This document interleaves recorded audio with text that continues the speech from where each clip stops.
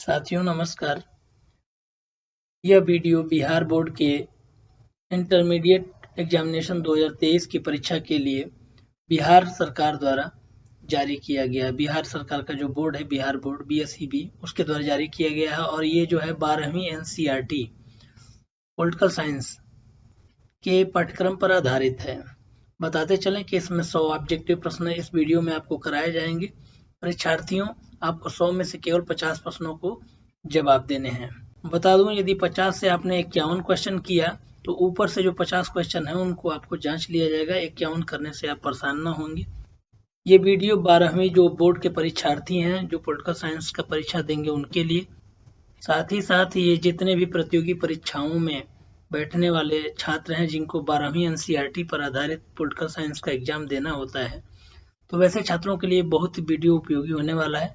यदि आप इस चैनल पर नए होंगे तो आप सब्सक्राइब जरूर कर लेंगे तथा अंत में आप कमेंट करके जरूर बताएंगे कि ये वीडियो आपको कैसा लगा। तो आइए देर न करते हुए आइए इस वीडियो को प्रारंभ करते हैं। पहला प्रश्न है, पिछले जो मॉडल पेपर के जो वीडियो बने उसमें इसकी मैंने काफी विशद व्याख्या की है। इसका जो उत्तर हो जाएगा एकल आधिपत्य दल व्यवस्था। बताते चलें कि 1967 से जो पहले जो है पूरे देश भर में कांग्रेस एकमात्र बहुत ही सशक्त पार्टी थी। केवल 1957 में जो केरल में एक पार्टी के द्वारा वहां की सरकार बनाई जा रही थी, केरल छोड़कर पूरे भारत भर में जो एक दलीय व्यवस्था थी जो कि कांग्रेस पर आधारित थी। तो इसका जो हो जाएगा इसका उत्तर कि 1967 तक भारत में किस प्रकार की दलीय व्यवस्था थी, तो एक आधिपत्यशाली दल व्यवस्था, और इसमें जो आधिपत्य वाला जो दल था वो कांग्रेस था। इनको भी आप याद रखेंगे। अगला प्रश्न है, भारतीय राष्ट्रीय कांग्रेस के द्वारा किस प्रकार के समाजवाद को अपनाया गया, तो ये था गांधी का सर्वोदय समाजवाद। इससे संबंधित एक प्रश्न और, 1885 में कांग्रेस की स्थापना हुई थी और स्थापना करने वाले कौन थे? A.O. ह्यूम थे। देखिए जो पहला प्रश्न अभी हम लोग चर्चा कर रहे थे वो देखिए उसका व्याख्या यहाँ आ गया। भारत के किस राज्य में होना चाहिए कम्युनिस्ट पार्टी, ठीक है ना, CPI को सत्ता में आने का प्रथम अवसर कब मिला? तो 1957 के चुनाव के बाद। इसको भी आप याद रखेंगे। 1967 कहेगा तो इसके बाद क्या हुआ था? जनता पार्टी की सरकार बनने लगी थी। अगला प्रश्न है कि भारत के पहले गैर कांग्रेसी प्रधानमंत्री कौन थे? तो बताते चले 1977 तक जो है वो प्रधानमंत्रित्व जो है वो कांग्रेस के हाथों में रहा और 1977 के चुनाव में मोरारजी देसाई 1977 से 1979 तक जो है वो गैर कांग्रेसी प्रधानमंत्री बने। और ये 1977 से 79 के बाद फिर 1979 से 80 तक जो है वो चौधरी चरण सिंह यहाँ के प्रधानमंत्री रहे। HD देवगौड़ा जो है वो 1996 से 97 तक के बीच में प्रधानमंत्री रहे थे। इनको भी याद रखेंगे। अगला क्वेश्चन पूछा है कि निम्नलिखित में से किसे वामपंथी, ठीक है ना, कम्युनिस्ट जो इसका जो होता ही है लेफ्टिस्ट या कम्युनिस्ट जो है वो, तो इसमें हो जाएगा भारतीय कम्युनिस्ट पार्टी। अगला क्वेश्चन पूछा है कि संविधान सभा में प्रारूप समिति के अध्यक्ष कौन चुने गए थे? तो डॉक्टर अम्बेडकर थे, ठीक है ना। राजेंद्र प्रसाद क्या थे? तो ये अस्थायी अध्यक्ष थे, अस्थायी अध्यक्ष, याद रखेंगे इनको भी। अगला बहुत महत्वपूर्ण क्वेश्चन है कि भारतीय नागरिकों को कितने मौलिक अधिकार प्राप्त हैं? तो इसका सही उत्तर हो जाएगा 6। बताते हैं थोड़ा सा, ये पहले 7 थे, इसमें से संपत्ति का अधिकार जो है वो निकल गया और अब कितने बचे हैं? वो 6 बचे हैं, ठीक है। और ये भाग 3 में, ये संविधान का जो भाग 3 है उसमें यह चर्चा की गई है। अनुच्छेद 12 से लेके 35 के बीच में इनका मौलिक अधिकारों की चर्चा की गई है। मौलिक अधिकार जो है वो US से, संयुक्त राज्य अमेरिका के जो संविधान से लिए गए हैं। अगला क्वेश्चन भी बहुत महत्वपूर्ण है। लिखा है भारतीय संविधान को पूर्ण रूप से किस दिन अपनाया गया था? ठीक है, तो ये 26 जनवरी, जिस दिन हम लोग गणतंत्र दिवस मनाते हैं, उस दिन ये अपनाया गया था। पूरा कब हो गया था? तो 2 माह पहले 26 नवंबर 1949 को पूरा हो गया था, ठीक है, लिख के। और बता दें यही कारण है कि 26 नवंबर को जो है वो संविधान दिवस मनाया जाता है। ये भी आप थोड़ा सा याद रखेंगे। अगला प्रश्न है कि संविधान के किस भाग को जर्मनी से लिया गया है? तो बताते चलें ये आपातकाल जो है वो जर्मनी से लिया गया है। अन्य ऑप्शन को भी याद रखेंगे। मूल अधिकार USA से, संयुक्त राज्य अमेरिका से, मौलिक कर्तव्य जो है रूस से, और नीति निर्देशक तत्व है जो आयरलैंड से लिया गया है। ठीक है। मूल कर्तव्यों की जो संख्या थी वो पहले 10 थी, बाद में एक कर्तव्य जो है 86वां संविधान संशोधन से शिक्षा का जो अधिकार वाला इसमें जुड़ गया। अब मूल कर्तव्यों की संख्या 11 हो गई है, इस बात को भी याद रखेंगे। देखिए मैं ये अभी प्रश्न में ये चर्चा कर चुका हूँ कि भारत के संविधान के किस भाग में मौलिक अधिकारों का वर्णन है, तो तृतीय भाग में है। भाग 1 में 1 से 4 के बीच में भारत के संघ मतलब राज्यों के बारे में दिया गया, संघ और राज्य सूची, संघ और उसका क्षेत्र, ठीक है ना। ये अनुच्छेद 1 से 4 के बीच में, 2 इसमें दिया नहीं है, 2 में नागरिकता है, याद रखेंगे। उसका अनुच्छेद जो है वो 5 से 11 है। फिर 12 से 35 जो तृतीय भाग में मूल अधिकार हो गए। चतुर्थ भाग में नीति निर्देशक तत्व, याद रखेंगे। चतुर्थ भाग में नीति निर्देशक चतुर्थ भाग में, जो कि 36 से लेके 51 तक के बीच में, इसको भी आप याद रखेंगे। अगला क्वेश्चन है कि भारत में एकल नागरिकता का विचार किस देश से लिया गया है, तो ब्रिटेन से लिया गया है। अगला क्वेश्चन है कि भारत में कितने राज्यों में द्विसदनात्मक व्यवस्थापिका है, ठीक है ना। तो बता दें कि ये 6 राज्यों में, ठीक है। इसका कोड है तुम कब, इसको भी आप याद रखेंगे। टी से हो गया, तो याद रखेंगे टी फॉर तेलंगाना हो गया, यू फॉर उत्तर प्रदेश हो गया, और एम से हो गया महाराष्ट्र, के फॉर हो गया कर्नाटका, ए फॉर हो गया आंध्र प्रदेश, और बी फॉर हो गया बिहार। इस प्रकार 6 राज्यों में जो है वो द्विसदनात्मक राज्य की व्यवस्था है।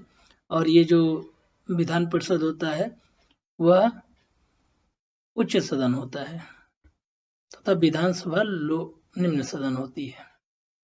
ये 28 से केवल 6 राज्यों में स्थित है, इसको याद रखेंगे। अगला क्वेश्चन पूछा है कि किस राजनीतिक पार्टी का उदय जो है इंडिया अगेंस्ट करप्शन, ये जो आंदोलन करके किया, तो आम आदमी पार्टी, ठीक है ना, अरविंद केजरीवाल की पार्टी है। जन अधिकार पार्टी किसकी है, तो श्री पप्पू यादव की है। हम पार्टी किसकी है, जीतन राम मांझी की पार्टी है।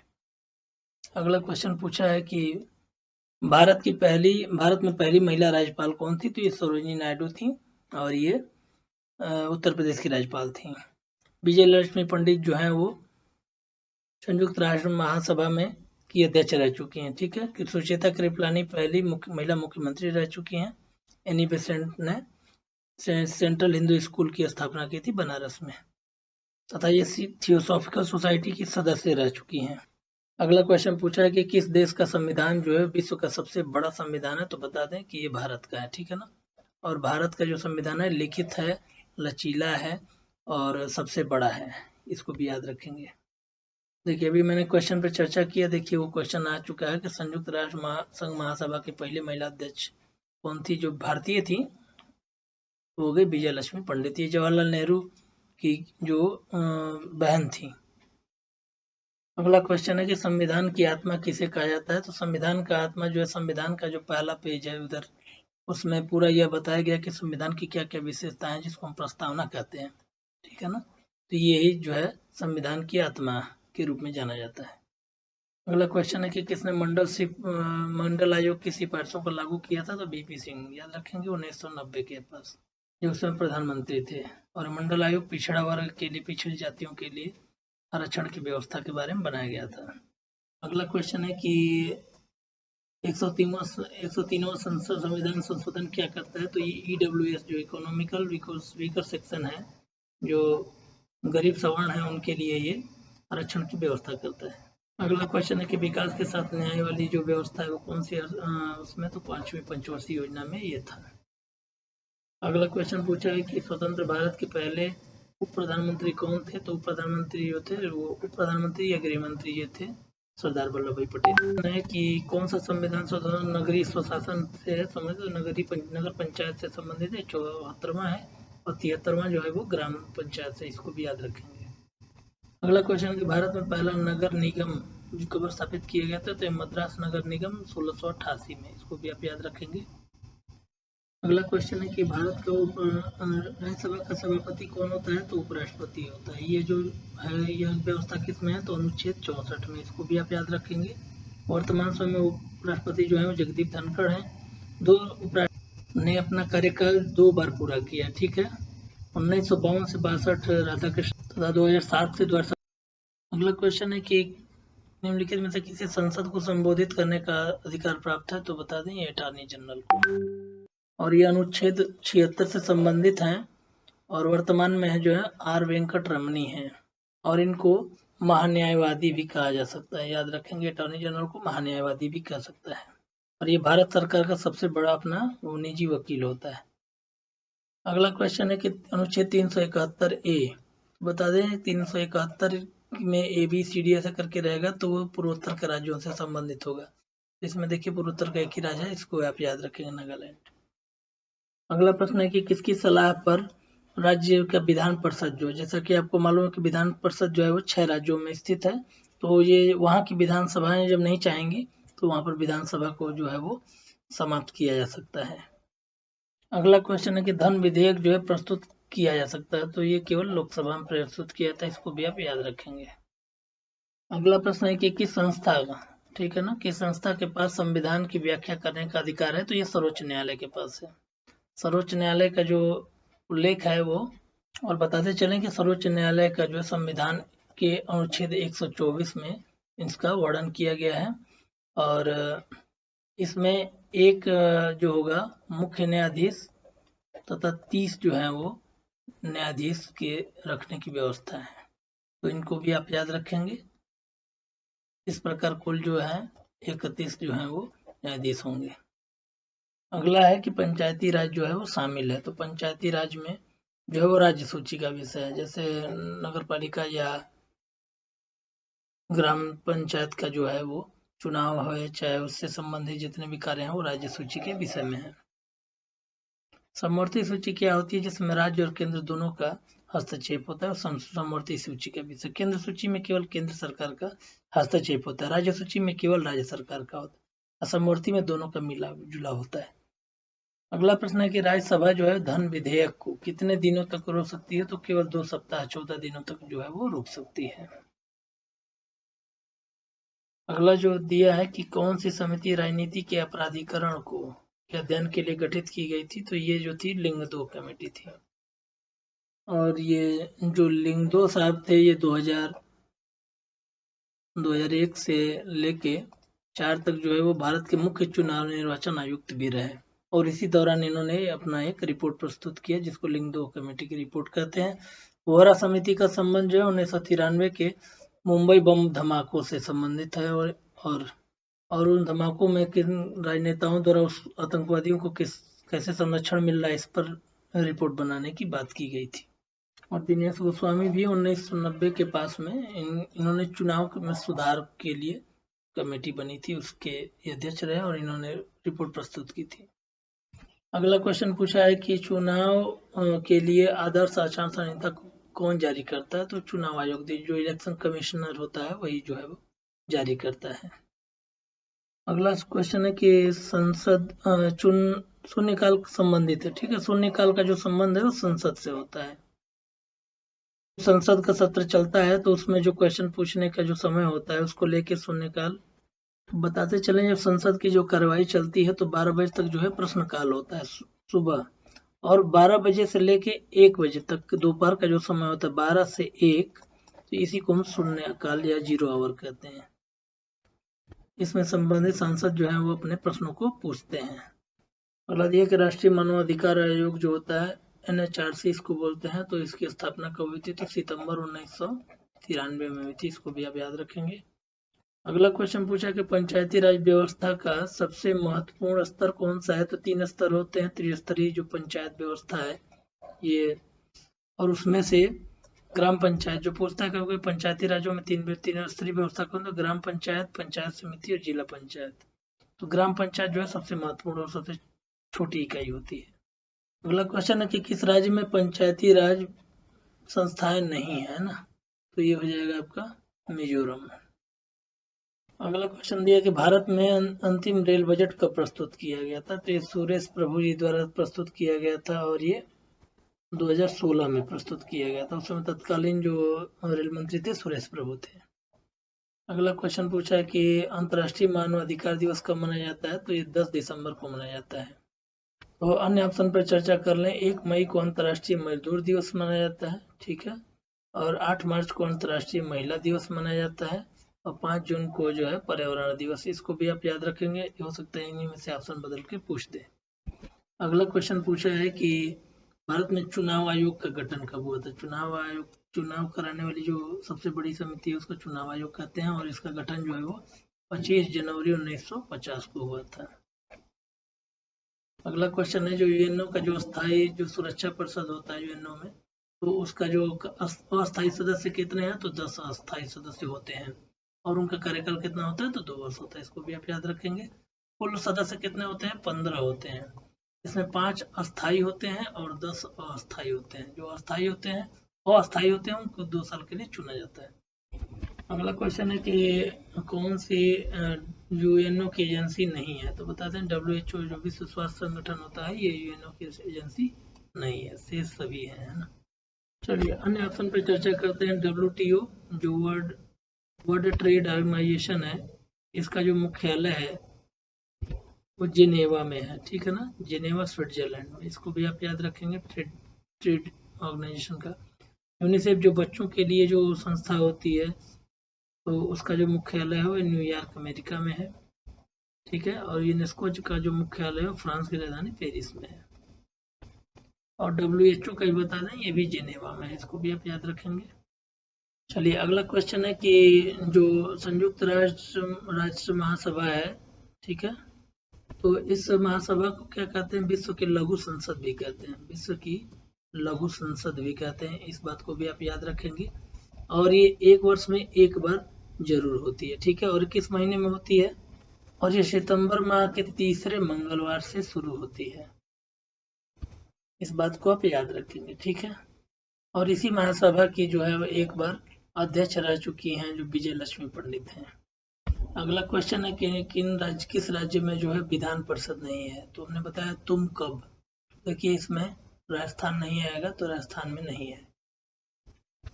अगला क्वेश्चन पूछा है कि पहला जो है गुटनिरपेक्ष सम्मेलन कहाँ हुआ था, तो ये बेलग्रेड में हुआ था। बेलग्रेड वर्तमान समय में तो सर्बिया की राजधानी है, लेकिन उस समय यूगोस्लाविया था। 1961 में यहाँ पर पहली बार ये हुआ था, याद रखेंगे। अगला क्वेश्चन है कि भारत की संसद में क्या शामिल है, तो संसद के जो 2 अंग हैं वो लोकसभा और राज्यसभा दोनों है। लोकसभा जो होता है निम्न सदन होता है और राज्यसभा जो है वो उच्च सदन होता है। इस बात को भी आप याद रखेंगे। अगला प्रश्न है कि किस संविधान संशोधन के द्वारा मौलिक कर्तव्य जोड़े गए थे, याद रखेंगे। मौलिक कर्तव्यों की संख्या 10 मौलिक कर्तव्य उसमें जोड़े गए थे, ये रूस से लिए गए हैं। और ये 42वां संविधान संशोधन से 1976 में जोड़ा गया था, याद रखेंगे। वर्तमान समय में 2002 में जो 86वां संविधान संशोधन था उसमें 1 जोड़ के ये अब 11 हो गया है। 73वें संविधान संशोधन का जो है ग्राम पंचायतों से है। 74वां जो है वो नगरीय पंचायत से है।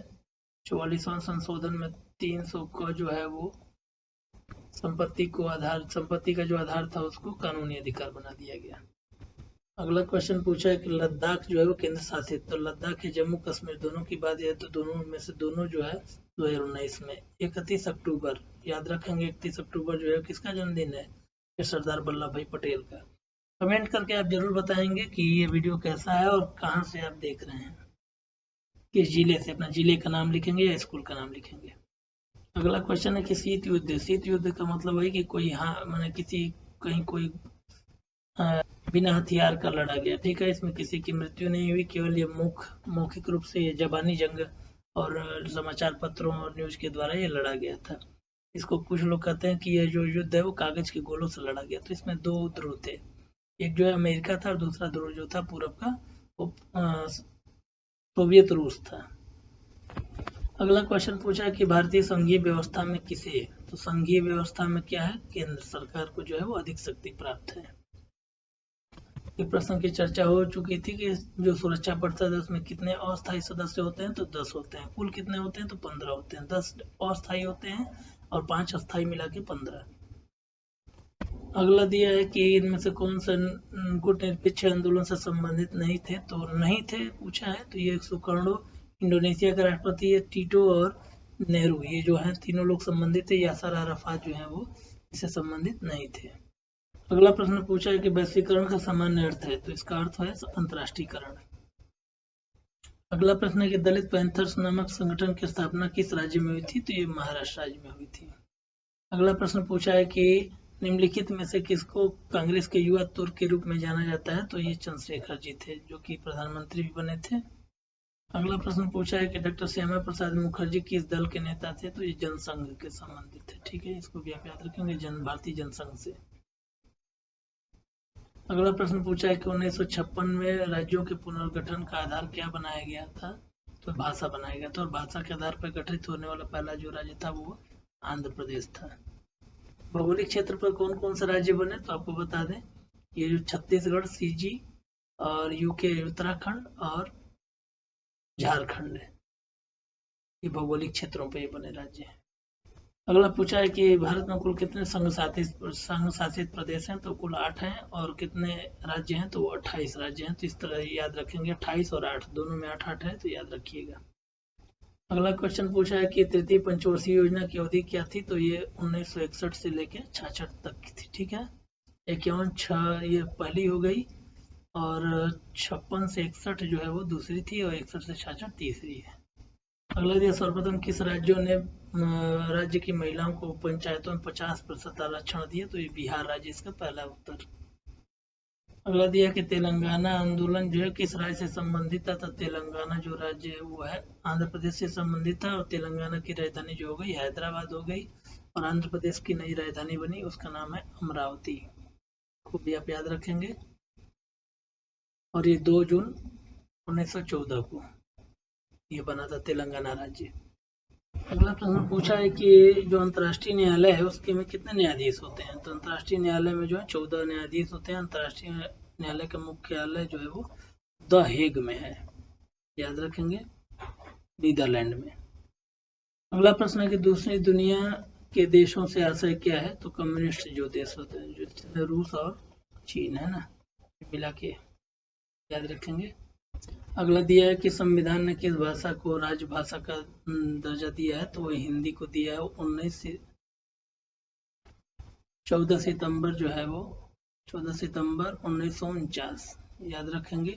और ये राजभाषा है, राष्ट्रभाषा भारत की कोई राष्ट्रभाषा नहीं है, ठीक है ना, और ये सहभाषा है अंग्रेजी, याद रखेंगे। अगला क्वेश्चन है कि नवनिर्माण आंदोलन का नेतृत्व किसने किया, तो जयप्रकाश नारायण ने किया था, जयप्रकाश नारायण। पिछले वीडियो को आप जरूर देखेंगे, उसमें कुछ इन प्रश्नों के भी ये दोहराए हुए प्रश्न हैं, तो इसकी व्याख्या काफी अच्छे से की गई है। अगला क्वेश्चन पूछा है कि संयुक्त राष्ट्र संघ का व्यापार एवं विकास सम्मेलन अंकटाड, ठीक है, इसकी स्थापना कब हुई थी, तो इसकी स्थापना जो है वो 1964 में हुई थी। और बताते चले कि इसका भी जो मुख्यालय है वो स्विट्जरलैंड के जेनेवा में ही स्थित है, याद रखेंगे। अगला कि योजना आयोग के अध्यक्ष के रूप में कौन काम करता था, चूंकि योजना आयोग संस्था अब नीति आयोग हो चुकी है, तो ये प्रधानमंत्री उस समय भी काम करता था, और नीति आयोग का भी जो अध्यक्ष के रूप में जो प्रधानमंत्री ही काम करता है। 1 जनवरी 2015 से नीति आयोग बन चुका है। अगला प्रश्न पूछा है कि कौन सा दक्षिण एशियाई देश धर्मनिरपेक्ष राज्य नहीं है, तो इसका सही उत्तर हो जाएगा नेपाल, क्योंकि वहां के संवैधानिक व्यवस्था के अनुसार यह नेपाल क्या है, एक हिंदू राष्ट्र है। अगला क्वेश्चन पूछा है कि कौन सा दक्षेस का सदस्य नहीं है, दक्षिणी एशिया के देश, तो दक्षिणी एशिया का सदस्य जो है वो चीन नहीं है, चीन पूर्वी एशिया का देश है। बताते चले दक्षेस में कुल 8 सदस्य हैं, और दक्षेस का मुख्यालय जो है काठमांडू में है। अगला प्रश्न पूछा गया सीमांत गांधी के नाम से कौन पुकारे जाते हैं, तो बता दें ये खान अब्दुल गफ्फार खान पुकारे जाते हैं। अगला प्रश्न है कि केंद्र में जनता पार्टी की सत्ता किस वर्ष आई, तो बताते चले कि 1977 से 1979 तक जो है वो प्रधानमंत्री कौन बने थे, पहले वो मोरारजी देसाई, तो उसी समय जो है जनता पार्टी की सरकार बनी थी, और गैर कांग्रेसी सरकार भी बनी थी, ये भी पूछ सकता है। अगला क्वेश्चन कह रहा है कि जब भारतीय देश का जो विभाजन हुआ कब हुआ, तो 1947 में जब भारत स्वतंत्र हुआ उसी समय भारत के 2 टुकड़े हो गए। तो पश्चिम में पाकिस्तान था, तो पंजाब प्रभावित हुआ, और पूरब में पश्चिम बंगाल जो बना वो बांग्लादेश बना, तो पूरी बंगाल बना, तो वो बंगाल प्रभावित हुआ। तो दोनों राज्य जो है वो भारत के प्रभावित हुए थे। अगला क्वेश्चन पूछा है कि किसने कहा था कि भारत विविधता में एकता का देश है। तो ये जवाहरलाल नेहरू का जो किताब थी डिस्कवरी ऑफ इंडिया, उसमें उन्होंने कहा था भारत एक खोज में। अगला क्वेश्चन पूछा है कि सबसे पहले किस राज्य में राष्ट्रपति शासन लगाया गया था। तो ये पंजाब में लगाया गया था, इस बात को याद रखेंगे। अगला क्वेश्चन पूछा है कि संयुक्त राष्ट्र का मुख्यालय कहाँ है। संयुक्त यूएनओ का, तो यूएनओ का जो मुख्यालय है वो है न्यूयॉर्क में। द हेग में जो है अंतर्राष्ट्रीय न्यायालय का है, और जेनेवा में तो कई मुख्यालय हैं जिसकी चर्चा पीछे की गई है। अगला क्वेश्चन पूछा है कि मुख्य चुनाव आयुक्त जो होता है तो उसका कार्यकाल कितना होता है। तो वो जो 6 वर्ष या 65 वर्ष जो भी पहले आएगी वही होगा इसका कार्यकाल। अगला क्वेश्चन पूछा है कि कांग्रेस का विभाजन जो है वो किस वर्ष हुआ था। तो 1968 में कांग्रेस और कांग्रेस ओ करके से जो है वो पार्टियों में बटा था। ये कांग्रेस का विभाजन 1907 में सूरत के अधिवेशन में भी हुआ था, या ये भी याद रखेंगे। और इसमें जो कांग्रेस है वो गर्म दल और नरम दल में बट गया था। लेकिन इसमें जो ऑप्शन पूछ रहा है तो ये 1967 वाली बात कर रहा है, ठीक है ना। अगला क्वेश्चन है कि भारत में दल बदल जो कानून है वो कब, संबंधित कानून कब बना। का जो सही उत्तर हो जाएगा ये 1985 में 52वां संविधान संशोधन, याद रखेंगे, और वहीं से ये जो है वो कानून बना। अगला प्रश्न है कि अनुसूचित जाति संघ की जो स्थापना है वो किसने की थी और कब की थी। तो ये 1942 में की थी। B.R. अम्बेडकर, मतलब डॉक्टर भीमराव अम्बेडकर ने की थी। अगला प्रश्न है कि मुक्त के व्यापार का क्या अर्थ होता है। तो कर मुक्त जो है वो लेन देन होता है, इसी को मुक्त व्यापार कहते हैं। और भारत में मुक्त व्यापार का जो बंदरगाह है वो कांडला है गुजरात में, ये भी आप याद रखेंगे। अगला क्वेश्चन पूछा है कि गांधीवादी समाजवाद की स्थापना करना इसमें से किस दल का मुख्य उद्देश्य था। तो बताते चलें ये समाजवादी पार्टी की का मुख्य उद्देश्य था। अगला क्वेश्चन है कि 1977 में भारतीय जनसंघ जो पार्टी थी, पहले थी जनसंघ, उसका विलय किस पार्टी में हुआ। तो जनता पार्टी में 1977 में विलय हो गया। अगला दिया कि संविधान के अनुसार जो है पिछड़े वर्ग की पहचान का मुख्य आधार क्या है। तो जातिगत आधार है, जिसके आधार पर इस समय जनगणना जारी है।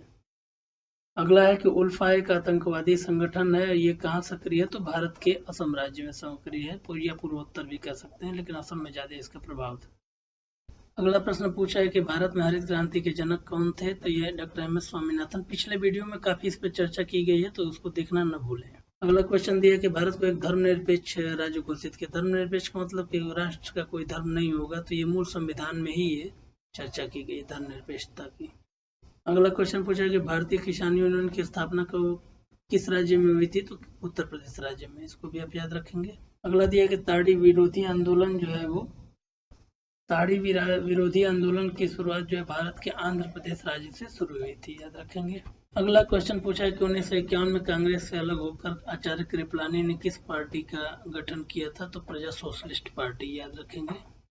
अगला क्वेश्चन पूछा है कि कौन सी एक संवैधानिक संस्थान है। संवैधानिक का मतलब इसका संविधान में उल्लेख है, तो ये नीति आयोग का उल्लेख नहीं है, इसको भी आप याद रखेंगे। इसी को पहले योजना आयोग कहा जाता था। शेष तीनों जो है संवैधानिक संस्थाएं हैं। अगला प्रश्न पूछा है भारतीय विदेश नीति के मुख्य लक्ष्यों के संबंध में कौन सा सही है ना। नस्लीय भेदभाव की समाप्ति का प्रयास, ये भी सही है। मानवाधिकार की रक्षा का प्रयास, ये भी सही है। उपनिवेशवाद का विरोध, ये उपरोक्त सभी इसका सही उत्तर होगा। अगला क्वेश्चन पूछा कि भारतीय विदेश नीति के निर्माता के रूप में किसको जाना जाता है। तो पंडित नेहरू को, क्योंकि इन्होंने ही नाम का गठन किया था, जो नॉन अलाइंड मूवमेंट जो था विश्व युद्ध में अलग बैठने वाला। अगला क्वेश्चन है कि जस्टिस पार्टी किस राज्य से संबंधित पार्टी थी। तो ये गुजरात राज्य से। 94 वाले का उत्तर थोड़ा संशोधन करेंगे। 1916 में मद्रास में इस पार्टी की स्थापना हुई थी, याद रखेंगे। 1916 में मद्रास से संबंधित है, गुजरात का ही नहीं होगा ना। एक संशोधन 90वां प्रश्न में थोड़ा सा याद आ गया। ये दिया कि 1951 में कांग्रेस से अलग होकर आचार्य कृपलानी ने तो किसान मजदूर पार्टी का गठन किया था, याद रखेंगे इसको। मैंने अभी इसका उत्तर प्रजा सोशलिस्ट बताया था, लेकिन इसका उत्तर होगा किसान मजदूर पार्टी। अगला क्वेश्चन है कि 1974 में बिहार आंदोलन जो है किस नाम से जाना जाता है। तो यह छात्र आंदोलन से के नाम से जाना जाता है, और पटना से प्रारंभ हुआ था। जयप्रकाश नारायण इनके नेतृत्वकर्ता थे, और इसी को संपूर्ण क्रांति के नाम से भी जानते हैं। संपूर्ण क्रांति के नाम से जानते हैं, और यह जो है इंदिरा गांधी की सरकार के खिलाफ ये एकजुट होने का आंदोलन था। इसी के बाद 1977 में जाके चुनाव के परिणाम जो काफ़ी अलग हुए और जनता पार्टी की सरकार बनी। अगला प्रश्न है कि डीएमके जो द्रविड़ मुनेत्र कड़गम, ठीक है ना, डीएमके के संस्थापक कौन थे? तो ये सी अन्नादुर्रै थे और ये तमिलनाडु की प्रमुख पार्टी है, याद रखेंगे, ठीक है ना, डीएमके। अगला प्रश्न पूछा है कि क्षेत्रीय असंतुलन के कारण कौन से राज्य का गठन हुआ था? तो नागालैंड का गठन हुआ था। पूर्वोत्तर का ये राज्य है, याद रखेंगे इसको। अगला दिया है कि नर्मदा नदी घाटी परियोजना किस से प्रभावित होने वाले कौन से राज्य हैं? तो बताते चले, नर्मदा जो है वो मध्य प्रदेश के अनूपपुर जिले से निकलती है और ये महाराष्ट्र होते हुए गुजरात के खंभात की खाड़ी में जाके ये गिर जाती है। तो मध्य प्रदेश, गुजरात और महाराष्ट्र। अगला प्रश्न है कि भारत में नई आर्थिक नीति जो है कब लागू की गई? तो 1991 में लागू की गई थी। अगला प्रश्न है कि मंडल आयोग के अध्यक्ष कौन थे? ठीक है, तो बताते चले 1977 में जब जनता पार्टी की सरकार बनी थी तो 1979 में 2 वर्ष बाद इसी जनता पार्टी की सरकार ने बीपी मंडल, याद रखेंगे, बीपी सिंह नहीं, याद रखेंगे, ये तो लागू करने वाले प्रधानमंत्री हैं, बीपी मंडल, बिंदेश्वरी प्रसाद मंडल की अध्यक्षता में एक कमेटी का गठन किया गया था और यह कमेटी का कार्य क्या था कि जो पिछड़े जो लोग हैं उनके पहचान करना, याद रखेंगे। तो यही इस कमेटी के अध्यक्ष थे और इन्होंने ओबीसी, मुख्य रूप से इसका जो संबंध है वो ओबीसी है, ओबीसी से संबंधित है ना। तो इस प्रकार ये जो 100 प्रश्नों की वीडियो सीरीज समाप्त हुई। तो आशा करते हैं कि इसमें काफ़ी आपको मज़ा आया होगा, इंटरेस्ट से बहुत अच्छे फैक्ट मिले होंगे। तो लाइक करना ना भूलें वीडियो को और सब्सक्राइब चैनल को ज़रूर कर देंगे और कमेंट करके बताइए कि आपको ये वीडियो कैसा लगा और आप किस जिले से, किस विद्यालय से आप देख रहे हैं। विद्यालय का नाम अवश्य लिखें। बहुत बहुत धन्यवाद। जय हिंद।